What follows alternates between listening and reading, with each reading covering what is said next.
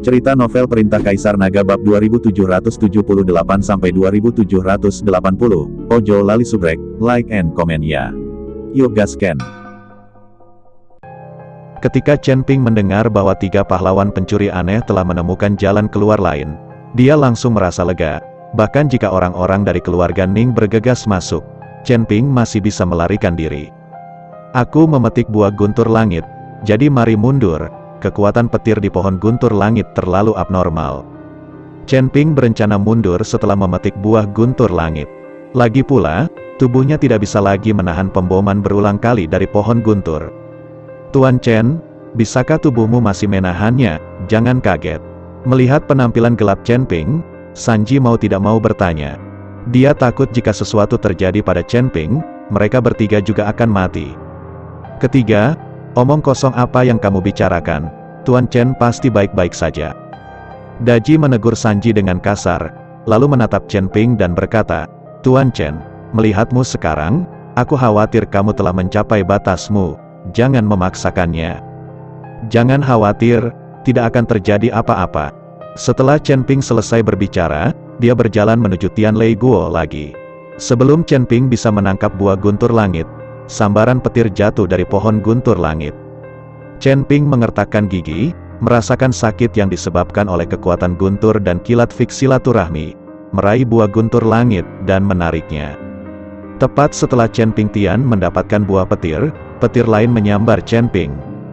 Kali ini, tubuh Chen Ping jatuh dengan keras ke tanah seperti layang-layang dengan tali putus. Tuan Chen, melihat ini, 3 tuan pencuri hantu bergegas mendekat. Tarik, cepat, Chen Ping sangat lemah, dan berkata kepada ketiga pahlawan pencuri aneh itu. Melihat ini, 3 master pencuri hantu dengan cepat mengangkat Chen Ping, dan bergegas menuju pintu keluar lain.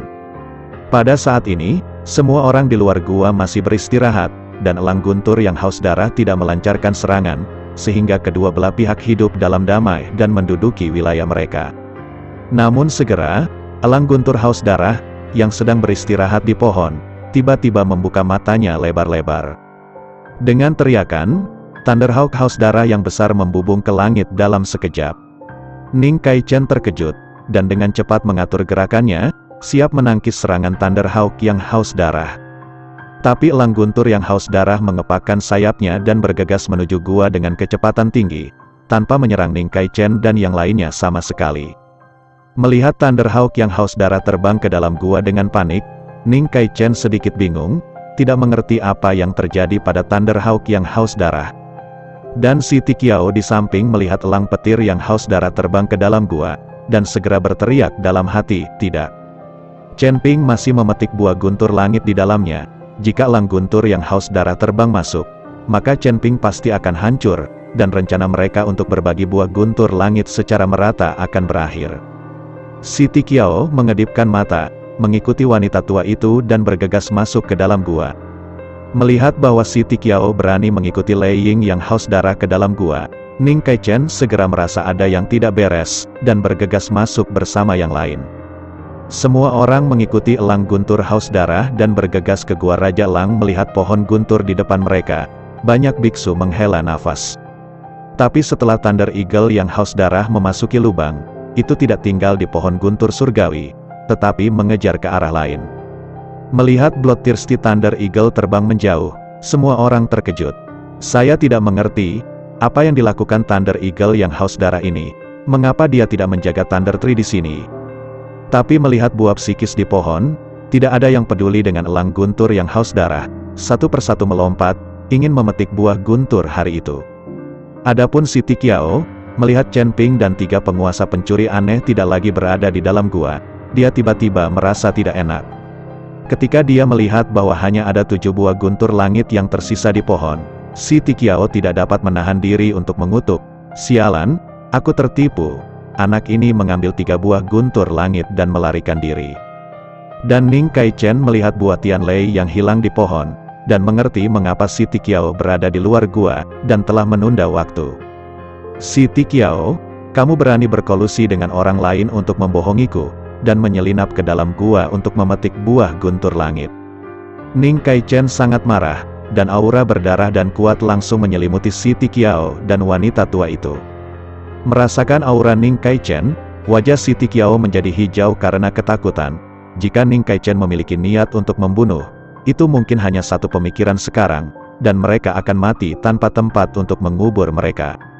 Lagi pula, jarak antara alam mereka terlalu besar, dan hanya dengan sedikit aura yang kuat, mereka dapat menghancurkan Si Tiqiao menjadi bubur. Patriark Ning, tolong tenang. Aku juga tertipu oleh Chen Ping itu. Untungnya, dia hanya memetik 3 buah guntur langit, masih banyak di pohon. Berikan semuanya kepada Patriark Ning, aku tidak akan pernah bertarung untuk mereka. Si Tiqiao buru-buru meminta maaf kepada Ning Kaichen. Setelah mendengarkan kata-kata Si Tiqiao, Ning Kaichen berhenti bernapas. Untungnya, Chen Ping tidak memetik banyak buah. Jika Chen Ping mengambil semua buah Tianlei, Ning Kaichen pasti akan membunuh Si Tiqiao. Pada saat ini, beberapa biksu telah melompat ke pohon guntur langit, dan kemudian mengulurkan tangan untuk memetik buah guntur langit. Tapi tepat ketika tangannya hendak menyentuh buah guntur langit, tiba-tiba beberapa petir menyambar di pohon guntur langit. Segera setelah itu, semua biksu itu tersambar petir, dan jatuh dari pohon guntur satu demi satu. Para biksu yang kuat langsung dibombardir dan berubah menjadi sampah. Dan beberapa biksu yang kuat menembus tubuh mereka dan kehilangan nafas, hanya menyisakan mayat utuh. Melihat pemandangan ini, semua biksu yang bersemangat tercengang. Mereka melihat buah guntur di pohon guntur satu persatu, dan mereka tidak lagi memiliki dorongan awal. Mereka juga mengerti mengapa elang guntur yang haus darah tidak tinggal di sini lagi. Kekuatan petir di pohon guntur mungkin bisa mematahkan semangat banyak orang. Cermin binatang menguntungkan, teriak Ning Kaichen, dan seseorang dari keluarga Ning segera menyerahkan cermin perunggu. Ning Kaichen memegang cermin perunggu dan berencana untuk berperang sendiri. Dia tahu bahwa elang guntur haus darah pasti mengejar Chen Ping yang baru saja memetik buah guntur langit, jadi dia ingin memanfaatkan celah ini untuk segera mengambil beberapa buah guntur langit. Ning Kaichen melompat memegang cermin perunggu, dan kemudian mengulurkan tangan untuk mengambil buah guntur langit. Sambaran petir menyambar, dan Ning Kaichen buru-buru mengeluarkan cermin perunggu untuk memblokir di depannya. Petir menghantam cermin perunggu dengan keras, dan kekuatannya langsung dipantulkan. Meskipun Ning Kaichen tidak terkena petir secara langsung, kekuatan petir yang mengenai cermin perunggu juga membuat tubuh Ning Kaichen tenggelam, dan dia mau tidak mau jatuh. Semua orang melihat bahwa Ning Kaichen dengan mudah mengambil buah guntur langit dengan cermin perunggu di tangannya, dan mereka semua iri, tetapi mereka tidak berani merebutnya. Mereka bisa mengatasinya. Setelah menyingkirkan buah guntur langit, Ning Kaichen mengambil cermin perunggu dan terbang ke langit lagi. Kali ini, Ning Kaichen dengan cepat meraih buah guntur langit, lalu segera mundur. Namun meski begitu, itu tidak ada gunanya sama sekali. Petir menyambar pohon Tianlei dalam sekejap. Ning Kaichen mengulangi trik lamanya dan memblokir serangan kilat dengan cermin perunggu. Tapi setelah pukulan ini, sambaran petir lainnya menyambar dari pohon guntur. Ning Kaichen meraih cermin perunggu dengan erat dan berdiri di depannya lagi. Setelah suara keras, meskipun kekuatan petir dipantulkan, cermin perunggu di tangan Ning Kaichen sudah hancur. Kekuatan kejut yang besar membuat ekspresi Ning Kaichen sangat jelek. Jatuh kembali ke tanah, Ning Kaichen melihat cermin perunggu yang hancur, merasa tertekan di dalam hatinya. Ini adalah pusaka keluarga dari keluarga Ning mereka, jadi dihancurkan seperti ini. Ning Kaichen tidak mengerti. Dia menggunakan cermin perunggu untuk melawan, dan berhasil mengambil 2 buah guntur langit. Tetapi apa yang dilakukan Chen Ping, yang melarikan diri, mengambil 3 buah guntur langit. Ayah, apa yang harus kita lakukan? Ning Ken melihat cermin perunggu yang hancur, dan pada buah Tianlei di pohon Tianlei, jadi dia bertanya. Ning Kaichen juga dengan enggan lupa melirik Tianlei Guo, dan akhirnya melambaikan tangannya dan berkata, "Keluar, ayo cepat keluar dari sini." Ning Kaichen tahu bahwa tanpa cermin perunggu, mereka tidak akan bisa mengambil buah guntur langit. Sekarang Ning Kaichen mengerti mengapa Raja Elang Petir berani meninggalkan Gua Raja Elang, dan hanya mengirim elang petir yang haus darah dari peringkat ke-8 alam komposit untuk menjaganya. Adapun kekuatan guntur dan kilat pada pohon guntur, sulit bagi orang biasa untuk menanggungnya. Saya khawatir akan sulit pergi ke pohon untuk memetik buah sebelum masa bencana. Ning Kaichen mendapatkan 2 buah guntur langit, dan kemudian buru-buru meninggalkan Gua Raja Lang dengan beberapa anggota keluarga Ning yang tersisa. Si Tikiao dan para biarawan menatap kosong ke pohon Tianlei, masing-masing penuh dengan keengganan dan keserakahan. Hari ini Lei Guo ada di depan mereka, tetapi mereka tidak bisa mendapatkannya. Ini adalah hal yang paling menyakitkan. Akhirnya, 2 kultivator lagi tidak tahan godaan, meledak dengan sekuat tenaga, dan bergegas menuju Tianlei Guo. Tapi sebelum mereka menyentuh buah guntur langit, mereka terpesona oleh sambaran petir. Kali ini, semua orang jujur, dan tidak ada yang berani mencobanya. Ayo pergi, si Tikiao menghela nafas, dan keluar dari gua dengan wajah tak berdaya. Melihat ini, biksu lain tidak punya pilihan selain keluar, karena mereka tidak bisa memetik buah guntur langit. Mereka mendekati kematian jika mereka tinggal di sini.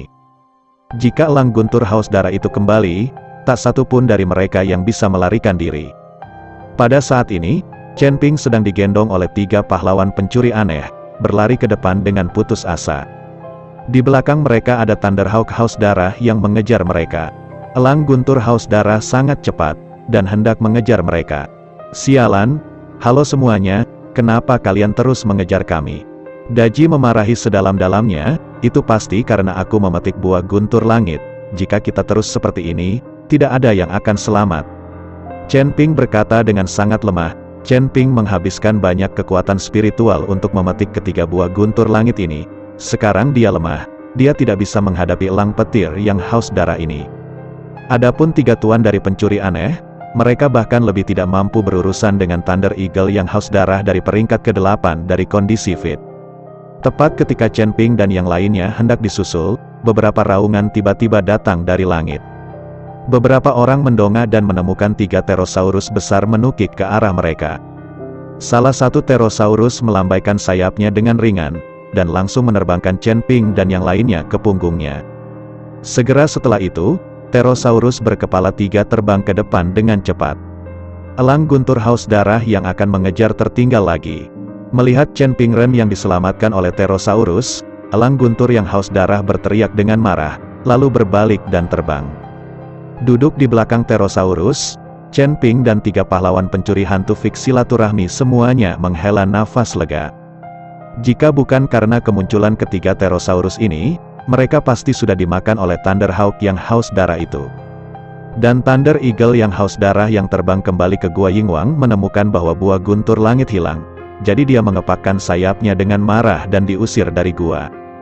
Chen Ping dan yang lainnya diselamatkan oleh Pterosaurus dan kabur. Tapi si Tikiao dan yang lainnya tidak seberuntung itu. Si Tikiao dan para biarawan itu segera dikejar oleh elang guntur yang haus darah. Kali ini, para biksu ini melarikan diri ke segala arah, diburu oleh elang guntur yang haus darah. Sampai mereka melarikan diri dari wilayah Thunder Eagle yang haus darah, tidak banyak biksu di jembatan besi batu dan pesawat yang selamat. Namun, si Tikiao dan wanita tua itu memiliki banyak nyawa. Meskipun mereka berantakan, mereka akhirnya menyelamatkan hidup mereka. Si Tikiao dan biksu yang tersisa hanya bisa mengandalkan kaki mereka untuk berjalan ke arah Kabupaten Jialing. Orang-orang ini semua dalam keadaan tertekan, seperti pengemis.